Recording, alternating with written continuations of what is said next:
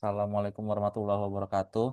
Izin memperkenalkan diri, nama saya Ihsanul Hakim, NIM 2502011102105, kelas MJ105, dengan dosen Pak Joko Suharyanto ingin membahas terkait keberadaan YLKI, yaitu Yayasan Lembaga Konsumen Indonesia, dan kaitannya dengan perlindungan terhadap konsumen.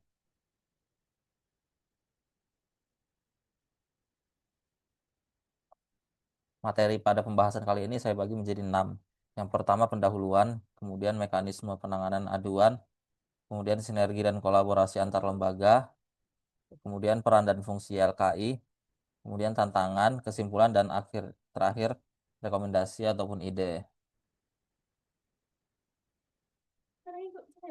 Bagian pendahuluan saya bagi menjadi 4 subbagian. Yang pertama latar belakang. Dalam transaksi ekonomi, idealnya terdapat keseimbangan posisi antara penjual dan pembeli. Namun pada kenyataannya seringkali terjadi asimetri informasi. Pelaku usaha memiliki sumber daya, tim hukum, dan pemahaman produk yang lebih kuat. Sementara konsumen kerap berada di posisi yang rentan terhadap eksploitasi, produk cacat, hingga klausul baku yang merugikan. Kemudian posisi YLKI sebagai lembaga pengawas.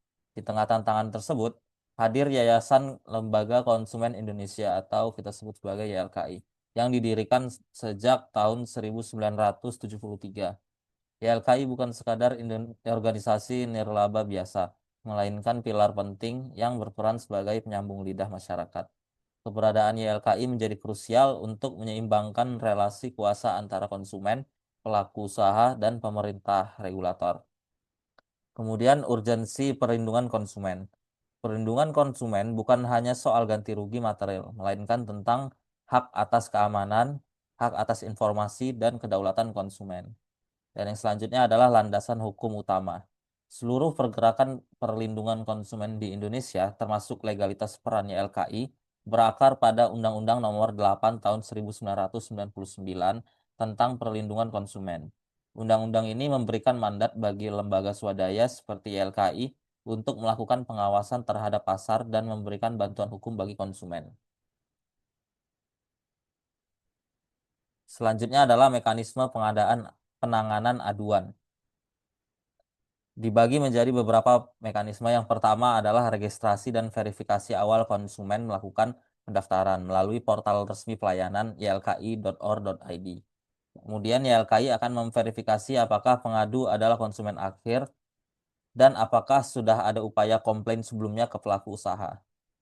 Kemudian analisis kasus dan kelengkapan dokumen tim pembela konsumen akan memeriksa kronologi dan bukti pendukung seperti kwitansi, struk, tangkapan layar, atau surat perjanjian.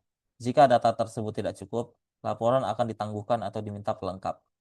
Selanjutnya adalah klasifikasi dan respon tahap 1 YLKI akan mengklasifikasikan pengaduan.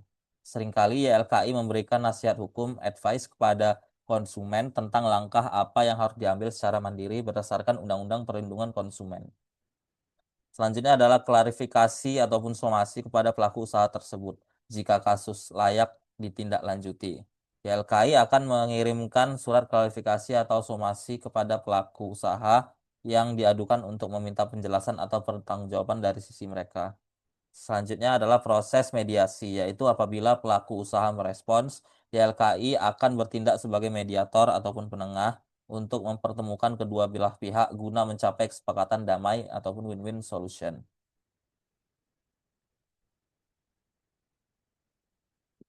Kemudian rekomendasi jalur lanjut jika mediasi tersebut gagal ataupun pelaku usaha tidak kooperatif, YLKI akan memberikan rekomendasi kepada konsumen untuk yang pertama melapor ke BPSK, Badan Penyelesaian Sengketa Konsumen, atau melaporkan ke regulator terkait yaitu OJK, BPOM, atau kementerian, dan melakukan gugatan perdata ke pengadilan negeri termasuk potensi class action. Nah, syarat utama laporan diterima oleh YLKI yaitu yang pertama status konsumen harus konsumen akhir, yaitu pemakai barang ataupun jasa untuk diri sendiri ataupun keluarga. Kemudian bukti komplain itu harus ada bukti pernah komplain ke pelaku usaha namun tidak direspon atau solusinya merugikan. Syarat selanjutnya adalah bukan sedang berproses hukum, yaitu kasus tidak sedang ditangani oleh pengacara lain atau sudah masuk ke pengadilan ataupun BPSK tadi. Dan yang terakhir adalah kerugian material. Prioritas utama dalam hal ini adalah kerugian material yang jelas, bukan sekadar kerugian perasaan ataupun imaterial.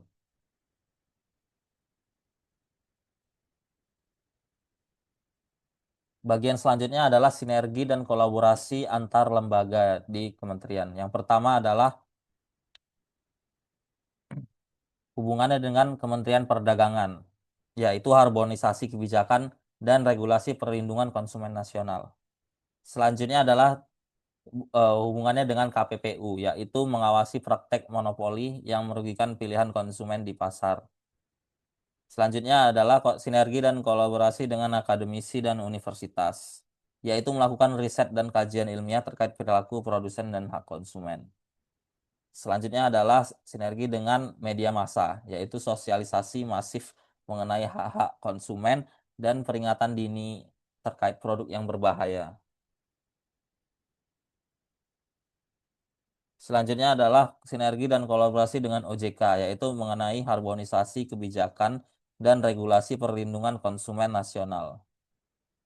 Selanjutnya dengan BPOM, yaitu mengawasi praktek monopoli yang merugikan pilihan konsumen di pasar. Dan yang terakhir, sinergi dan kolaborasi dengan Kementerian Perhubungan, yaitu melakukan riset dan kajian ilmiah terkait perilaku produsen dan hak konsumen. Selanjutnya kita masuk ke peran dan fungsi LKI tersebut dalam perlindungan konsumen. Kita bagi menjadi beberapa peran. Yang pertama adalah fungsi edukasi, yaitu pemberdayaan konsumen. YLKI berperan meningkatkan kecerdasan konsumen agar mampu melindungi diri sendiri.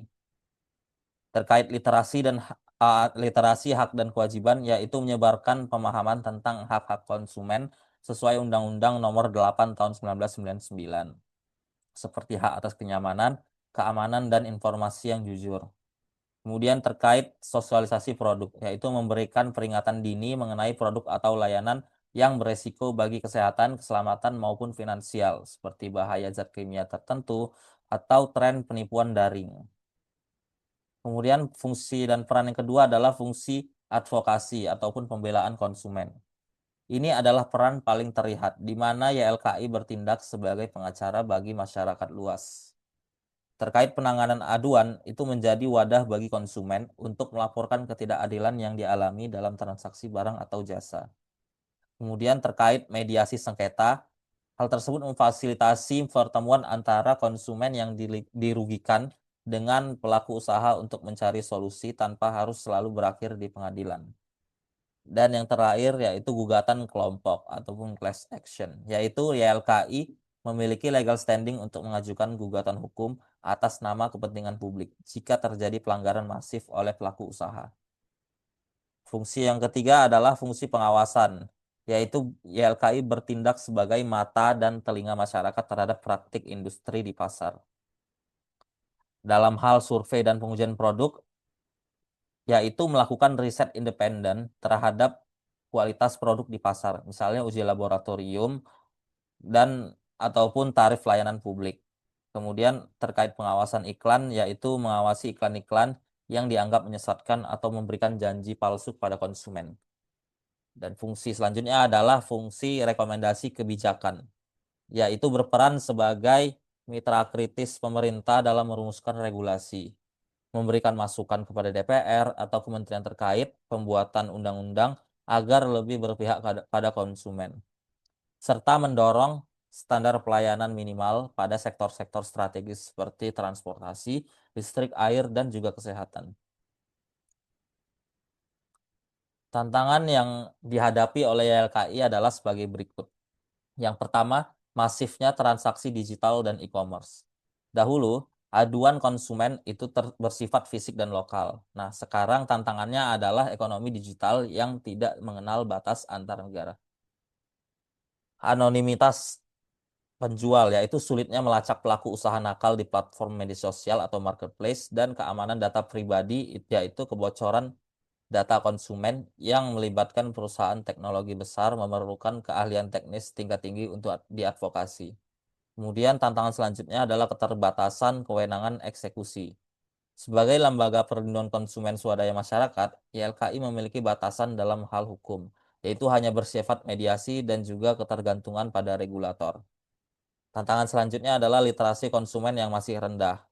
Meskipun YLKI aktif mengedukasi, jumlah penduduk Indonesia yang sangat besar menjadi tantangan tersendiri, yaitu budaya nerimo. Masih banyak konsumen yang enggan melapor karena menganggap prosesnya rumit, dan juga ketimpangan literasi, yaitu perbedaan pemahaman antara masyarakat urban dan rural dalam memahami hak-hak mereka. Tantangan selanjutnya adalah terkait sumber daya dan pendanaan. Sebagai lembaga nirlaba yang independen, YLKI harus menjaga integritasnya agar tidak disetir oleh kepentingan industri, yaitu kemandirian finansial, menjaga operasional agar tetap independen tanpa bergantung pada bantuan yang dapat menimbulkan konflik kepentingan dengan korporasi besar, dan juga kapasitas SDM, yaitu dibutuhkannya ahli hukum, ahli pangan, hingga ahli IT yang kompeten untuk menghadapi tim legal korporasi yang umumnya sangat kuat. Dan yang tantangan terakhir adalah lambatnya pembaruan regulasi. Dunia industri bergerak sangat cepat, seperti fenomena kripto, AI, dan fintech. Namun regulasi perlindungan konsumen seringkali tertinggal. YLKI seringkali harus berjuang menggunakan Undang-Undang Nomor 8 tersebut yang beberapa poinnya dianggap sudah perlu diamandemen untuk menyesuaikan dengan zaman digital. Kesimpulannya, kita bagi menjadi empat. Yang pertama terkait penyeimbang relasi kuasa. YLKI merupakan pilar utama yang menyeimbangkan ketimpangan posisi tawar antara konsumen dan pelaku usaha. Tanpa lembaga independen seperti YLKI, suara konsumen cenderung terabaikan dalam dominasi kekuatan korporasi. Selanjutnya terkait katalisator perubahan regulasi. YLKI ini bukan sekedar tempat mengadu, melainkan penggerak perubahan kebijakan. Banyak regulasi perlindungan konsumen yang lahir atau diperbaiki berkat advokasi dan tekanan yang dilakukan oleh YLKI. Ya, selanjutnya adalah lembaga kepercayaan publik. Meskipun memiliki keterbatasan dalam wewenang eksekusi, YLKI memiliki kekuatan moral dan kepercayaan publik yang tinggi. Surat klarifikasi atau pernyataan pers dari YLKI sering kali lebih efektif memberikan efek jera bagi pelaku usaha dibandingkan jalur hukum formal yang panjang. Kemudian yang terakhir adalah urgensi adaptasi. Di tengah tantangan ekonomi digital ini, eksistensi LKI tetap relevan, namun memerlukan transformasi. Penguatan literasi digital dan sinergi yang lebih erat dengan pemerintah seperti OJK dan Kemendak adalah kunci efektivitas perlindungan konsumen di masa depan. Kata kuncinya dalam hal ini adalah perlindungan konsumen bukanlah tanggung jawab YLKI semata, melainkan hasil sinergi antara konsumen yang cerdas, pelaku usaha yang berintegritas, dan pemerintah yang tegas. YLKI ini adalah kompas yang memastikan arah perlindungan tersebut tetap pada jalurnya.